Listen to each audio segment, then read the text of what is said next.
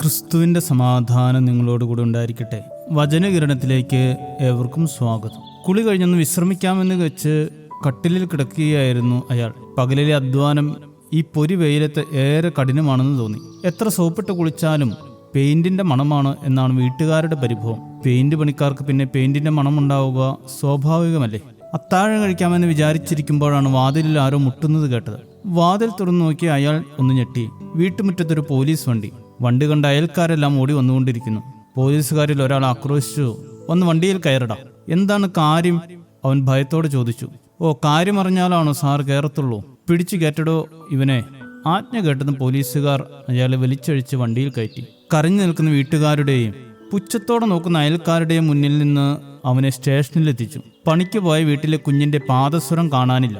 അതാണ് കാര്യം. പോരാൻ നേരത്ത് കുഞ്ഞിന്റെ കൂടെ കുറെ നേരം കളിച്ചു എന്നത് ശരിയാണ്. പക്ഷേ മോഷണം അത്രയ്ക്കൊന്നും അതപ്പതിച്ചിട്ടില്ലായിരുന്നു അയാൾ.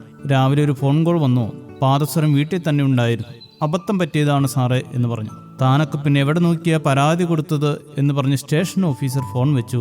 സോറി പറഞ്ഞ് പ്രതിയെന്ന് വിചാരിച്ചിരുന്ന അയാളെ വെറുതെ വിട്ടു. പക്ഷേ സ്റ്റേഷനിൽ നിന്നിറങ്ങിയ അയാൾക്കിനി എന്ത് എന്ന ചിന്ത മനസ്സിൽ കടന്നുകൂടി. വീട്ടുകാരെയും നാട്ടുകാരെയും അഭിമുഖീകരിക്കാൻ അയാൾക്ക് കഴിയില്ലായിരുന്നു. അപമാന ഭാരത്താൽ അയാൾ നാടുവിട്ടു. മറ്റൊരു ഗ്രാമത്തിലെത്തിയെങ്കിലും പണിയൊന്നും കണ്ടുപിടിക്കാൻ കഴിഞ്ഞില്ല. കയ്യിലാണെങ്കിൽ ഒറ്റ പൈസയുമില്ല. വിശന്ന് വലഞ്ഞ അയാൾ ഒരു ആശ്രമത്തിലെത്തി.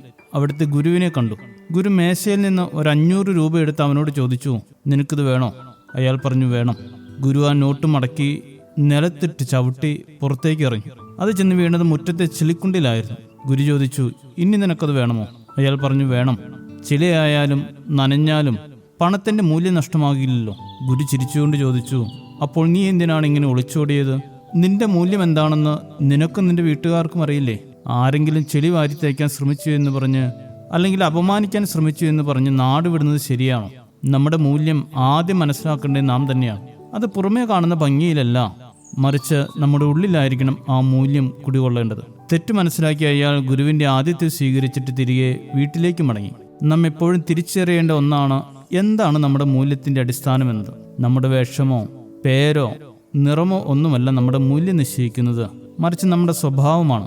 മറ്റുള്ളവർ അധിക്ഷേപിക്കുമ്പോഴോ പരിഹസിക്കുമ്പോഴോ ഒന്നും നഷ്ടമാകുന്ന ഒന്നല്ല നമ്മുടെയൊക്കെ മൂല്യം. വിശുദ്ധ പത്രോസ്ലീഹ ഓർമ്മപ്പെടുത്തുന്നു, നിങ്ങളുടെ അലങ്കാരം തലമുടി പിന്നുന്നതും പൊന്നണിയുന്നതും വസ്ത്രം ധരിക്കുന്നതും ഇങ്ങനെ പുറമെയുള്ളതല്ല, സൗമ്യതയും സാവധാനതയുമുള്ള മനസ്സ് എന്ന അക്ഷയഭൂഷണമായ ഹൃദയത്തിന്റെ ഗൂഢമനുഷ്യൻ തന്നെയായിരിക്കണം. അത് ദൈവസന്നിധിയിൽ വിലയേറിയതാവുന്നു. ദാനമായി കിട്ടിയ ദൈവിക മൂല്യങ്ങളെ നഷ്ടപ്പെടുത്തുന്നവരാകാതെ അവയെ തിരിച്ചറിഞ്ഞ് അതിനനുസരിച്ച് ജീവിക്കുന്നവരാകുവാൻ ഏവർക്കും ഇടയാകട്ടെ. ശുഭദിനം നേരുന്നു. ദൈവം അനുഗ്രഹിക്കട്ടെ. മഹിമകൾ പാടുവാനങ്ങു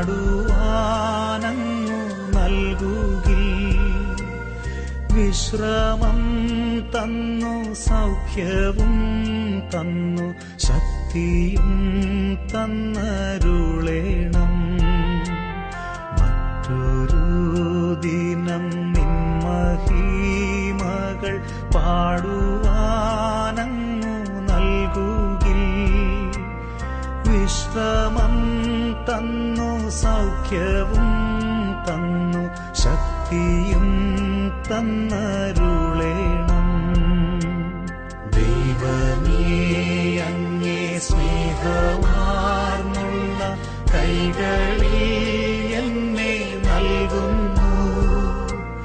നിൻ ചിറകിന്റെ കീഴിലായി എന്നെ നിത്യവും കാത്തുകൊള്ളുന്നു.